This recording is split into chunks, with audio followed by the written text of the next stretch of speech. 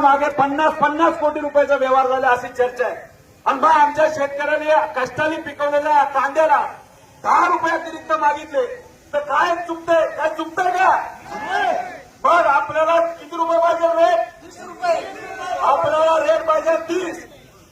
2023 ला देवेंद्र फडणवीस साहेबांनी काय सांगितलं होतं? आम्ही शेतकऱ्याला 24 रुपयाचा भाव देऊ. मग इलेक्शनच्या आधी 24 आणि इलेक्शन झाल्यानंतर 12.5. हा कसला नाही आमच्या शेतकऱ्यावर? मी तुम्हाला विचारतो, इलेक्शनच्या आधी जो भाव डिक्लेअर झाला तेवढा तरी कमीत कमी इलेक्शन नंतर आपल्याला मिळाला पाहिजे का नाही मिळाला पाहिजे? आणि मग अशा ज्यांच्या शेतकऱ्यांनी आतापर्यंत कांदा दिलाय त्यांना किती रुपये अनुदान मिळालं पाहिजे? 15 रुपये. 10 ते 15 रुपये अनुदान मिळालं पाहिजे. 18 तारखेला आणि 26 तारखेला नाशिकला जे आंदोलन आम्ही सगळ्यांनी त्या ठिकाणी मिळून केलं.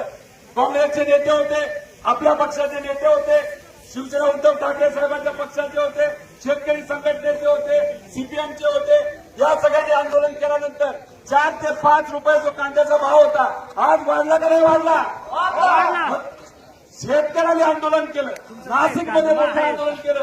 त्याचा फायदा महाराष्ट्रातल्या प्रत्येक कांदा उत्पादक शेतकऱ्याला झाला का नाही झाला? आणि आपल्या सगळ्यांची जबाबदारी आहे की आपल्या हक्कासाठी आपल्याला जर लढायची वेळ आली आणि सरकार जर आपलं ऐकत नसेल तर सरकारला आपल्याला गुडघ्यावर आणावं लागेल. आणि त्यासाठी जी कुठली भूमिका आपल्या सर्वांना घ्यायची ती भूमिका त्या ठिकाणी आपल्या सगळ्यांना घ्यायची. त्यामुळे आता ठरलंय की काय झालं तरी आपला आवाज हा राज्य सरकारकडे आणि दिल्लीपर्यंत गेला पाहिजे. त्यामुळे सगळ्यांनी ऊन असो पाऊस असो नाही तर काही असो आपल्या हक्कासाठी आपल्या सिस्टमच्या विरोधात आल्याला लढायचंय. आणि आता हा जो हायवे त्या ठिकाणी आपल्या शेतकऱ्याच्या वतीने त्या ठिकाणी अडवायचं. आता याच्यात कोण असे आहे ते घाबरतील रस्त्यावर जायला त्यांनी हात वर करा.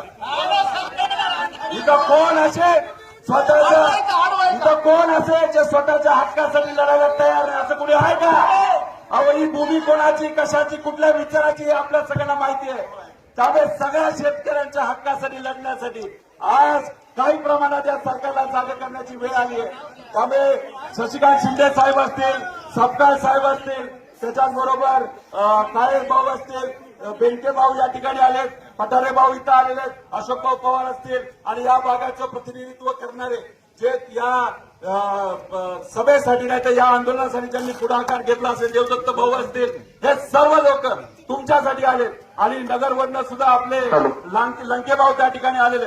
त्यामुळे कृपा करून आपल्या सगळ्यांना विनंती आहे की सरकारला जागा करायचे, अजिबात घाबरायचे नाही. आणि पोलिसांना सांगायचे कारवाई करा नाही तर कलमचे टाकायचे ते आमच्यावर टाका, आमच्या शेतकऱ्यावर अजिबात तुम्ही त्या ठिकाणी ते कलम टाकायचे नाही. विजय असो. कांद्याला भाव, कांद्याला भाव.